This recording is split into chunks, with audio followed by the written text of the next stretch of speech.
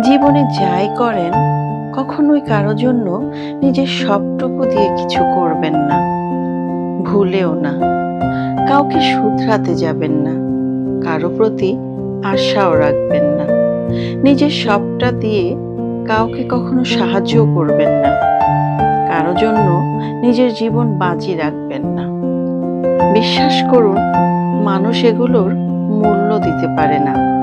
কেউ আপনাকে বুঝবেও না। আপনি তার জন্য কি কি করেছেন, এটা সে কোনো দিনও স্বীকার করবে না। উল্টো প্রতিনিয়ত প্রমাণ করবে তার আপনাকে কোনো প্রয়োজনই নেই। আপনি যেটা করেছেন সেটা আসলে তার অধিকার।